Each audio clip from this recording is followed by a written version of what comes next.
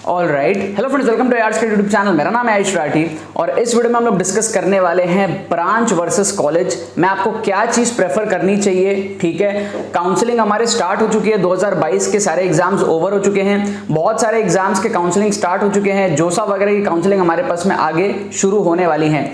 ऐसे में बच्चे बहुत ज्यादा कंफ्यूज रहते हैं कि यार कौन सी ब्रांच को चूज करें या फिर कौन से कॉलेज को चूज करें, अच्छे कॉलेज में खराब ब्रांच ले या फिर खराब कॉलेज में अच्छा ब्रांच ले। इस चीज का जो डिसीजन है बहुत ज्यादा इंपॉर्टेंट होता है। मेरे लाइफ में भी इसका बहुत बड़ा इंपैक्ट था जब मैंने 2017 के अंदर में एग्जाम दिया था और ये सारी चीजें, सारी डिटेल्स मैं आपको इस वीडियो के अंदर में बताने वाला हूं। तो जल्दी से इस वीडियो को लाइक करके चैनल को सब्सक्राइब करके यार स्क्वाड का हिस्सा बन जाओ। उम्मीद करते हैं कि आपको वीडियो पसंद आएगी।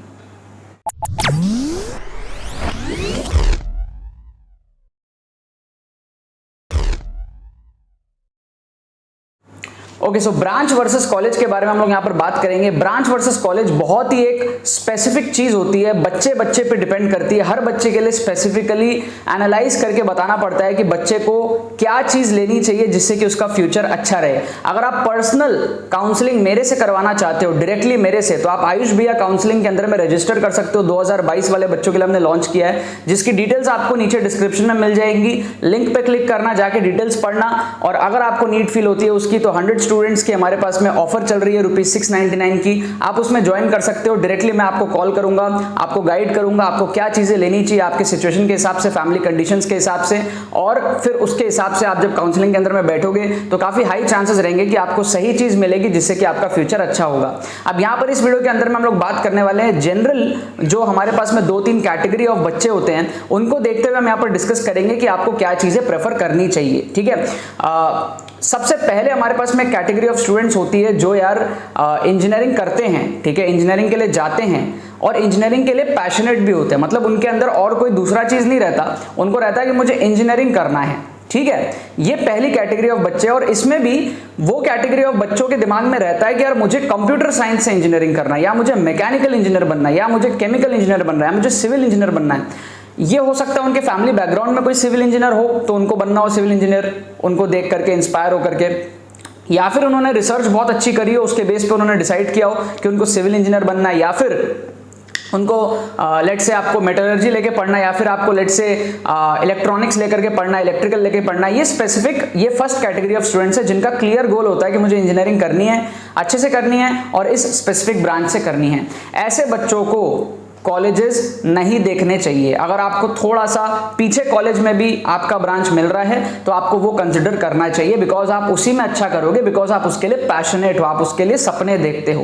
क्या आपको बात समझ में आ रही है? सेकंड कैटेगरी ऑफ स्टूडेंट होता है जिनको इंजीनियरिंग करनी है, लेकिन ऐसा कोई स्पेसिफिक ब्रांच सोचा नहीं है कि कंप्यूटर लेके ही करनी है, ठीक है, आईटी सेक्टर में जाना है, मैकेनिकल इंजीनियरिंग करनी है, ऐसा कुछ सोचा नहीं है, कुछ भी चल जाएगा।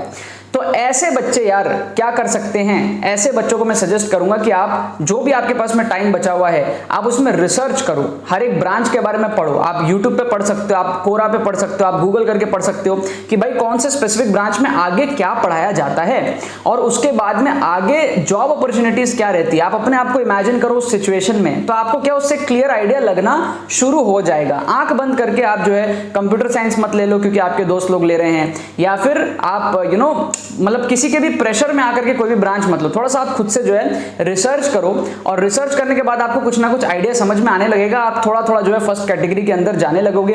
अगर बाई चांस आप नहीं जा पाते हो, आपको क्लियर डिसीजन नहीं मिल रहा है कि आपको कौन से ब्रांचेस लेने हैं, तो इन दैट केस आप जो है वहां पर एक एवरेज, मतलब कि कॉलेज और ब्रांच का एक दोनों का बेस्ट कॉम्बिनेशन, मतलब बहुत अच्छा कॉलेज और बहुत खराब ब्रांच भी नहीं, और बहुत खराब कॉलेज और बहुत अच्छा ब्रांच भी नहीं, दोनों का एक कॉम्बिनेशन आप ले सकते हो। जैसे कि फॉर एग्जांपल किसी आईआईटी में आपने बहुत पीछे के ब्रांच मत लो, और किसी एनआईटी में बहुत टॉप की ब्रांच भी मत लो। ठीक है, बीच का कुछ आप देखो, मतलब समझ रहे हो आप बात? आपको मैं समझाने की कोशिश कर रहा हूं। किसी आईआईटी में आपको लेट से अगर बहुत पीछे की ब्रांच मिल रही है तो आपका क्या होगा, वहां पे ब्रांच फेल हो जाएगा। ठीक है, या फिर आपको, मतलब आप सोचो आईआईटी के बीच में कंपैरिजन करते हैं, मान लो आपको आईआईटी बॉम्बे में बहुत पीछे का ब्रांच मिल रहा है, ठीक है, या फिर आपको पीछे के आईआईटी में ठीक है, अच्छे ब्रांच मिल रहे हैं, आपको ये दोनों ही प्रेफर नहीं करना है, आपको बीच का कोई कॉम्बिनेशन जो है प्रेफर करना है, जिससे कि आपका ब्रांच भी हैम्पर ना हो और आपका कॉलेज भी हैम्पर ना हो, दोनों का बेस्ट पॉसिबल कॉम्बिनेशन। मतलब कि ब्रांच भी कोई ये ना बोले कि अरे तो खराब ब्रांच है, आपको भी ऐसा फील नहीं आना चाहिए, और कॉलेज में भी किसी को ये फील नहीं आना चाहिए, आपको भी फील नहीं आना चाहिए कि अरे तो बहुत खराब कॉलेज है, दोनों ठीक ठाक हो। ठीक है, क्या आपको बात समझ में आ रही है? तो जरूरी नहीं है कि कंप्यूटर ही लोगे और जरूरी नहीं है कि आईआईटी बॉम्बे ही लोगे, बीच के कोई कॉलेज में समझौता करोगे और बीच के कोई ब्रांच में आप समझौता करोगे। मतलब फॉर एग्जांपल अगर कंप्यूटर नहीं लिया, ठीक है, तो आपने केमिकल ले लिया, सिविल ले लिया, मैकेनिकल ले लिया, इलेक्ट्रिकल ले लिया, इन सब में आपको अगर कुछ मिल रहा है तो आप वो चीज ले सकते हो।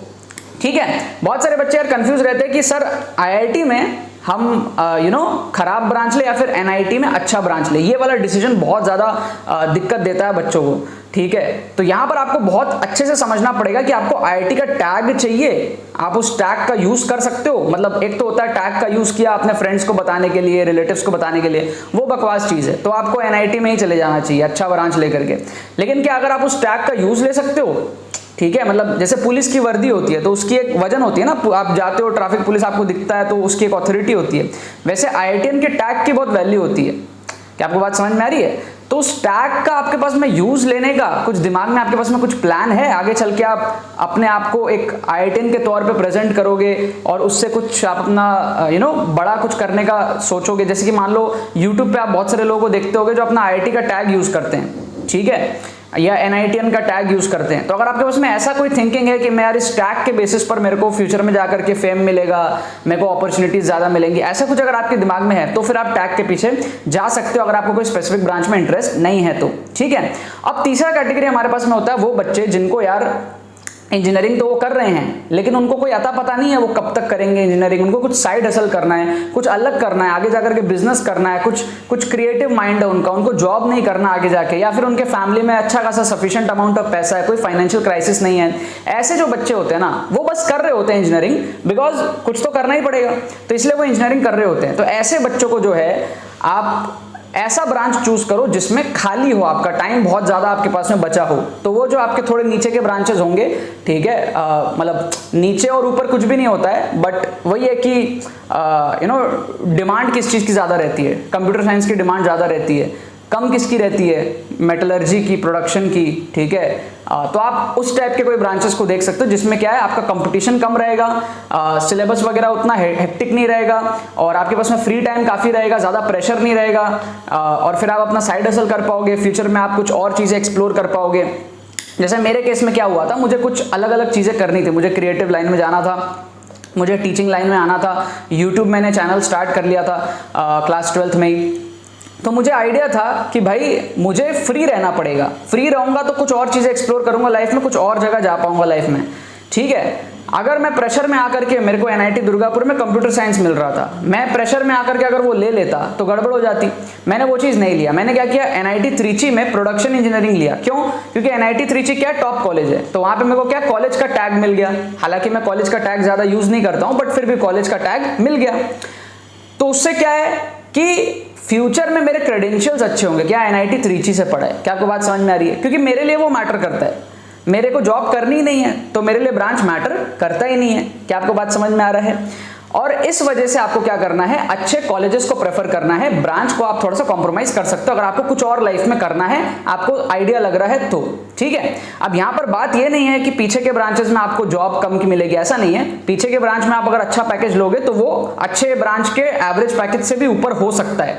ठीक है, तो आप कोई से भी ब्रांच में आप एक्सेल कर सकते हो, लेकिन एक अपॉर्चुनिटीज की जो बात होती है, डिमांड की जो बात होती है, वो हमारे ऊपर के ब्रांचेस में ज्यादा रहते हैं। बट ऐसा नहीं है कि आप नहीं कर सकते, अगर आप पीछे के ब्रांच लोगे तो वहां कंपटीशन कम रहेगा, अगर आप वहां पे एक्सेल करोगे आप वहां से भी बहुत कुछ आगे लाइफ में कर सकते हो। आप लाइफ में अगर जूता चप्पल भी अगर आप बेच रहे हो, ठीक है, या जूता पॉलिश भी अगर आप कर रहे हो, आप वहां से भी इतना पैसा कमा सकते हो जो कंप्यूटर साइंस में बंदे कोडिंग कर रहे हैं सॉफ्टवेयर कंपनी के लिए, वो भी उतना नहीं कमा पाएंगे। बट आपके अंदर ये पहुंचने का आपके पास में एक आपको पता होना चाहिए कि पहुंचते कैसे है, स्टक नहीं रहना एक जगह पे आपको। ठीक है, अब चाहे आप कोई भी काम करके पहुंच सकते हो, आप कोई से भी ब्रांच से आप आगे बढ़ सकते हो, कोई ऐसी बात नहीं है।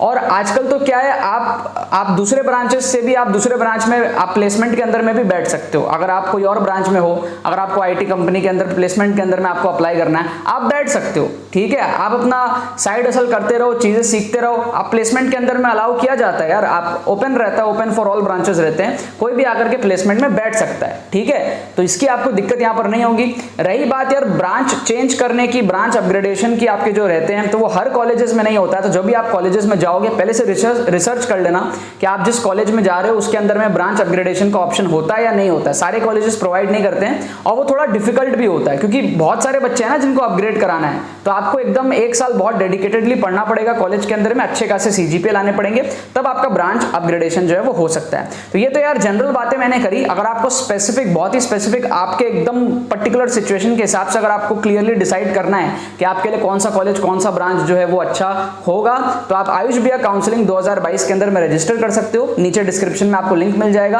100 स्टूडेंट्स के लिए हमने जो ऑफर लेके आया वो है 699 रुपीज का। कम सीट्स बचे हुए हैं, जल्दी से इसका आप अपॉर्चुनिटी का फायदा उठा लो। एंड 1 to 1 आपकी मेरे साथ बात हो रही होगी, मैं आपको रेगुलर कॉल्स करूंगा एंड आपको गाइड करूंगा आपके पूरे काउंसलिंग जर्नी के अंदर में, ठीक है ना। बाकी तो बस यही बात है। बहुत बहुत धन्यवाद मेरे साथ वीडियो में जुड़ने के लिए, बने रहिए यार।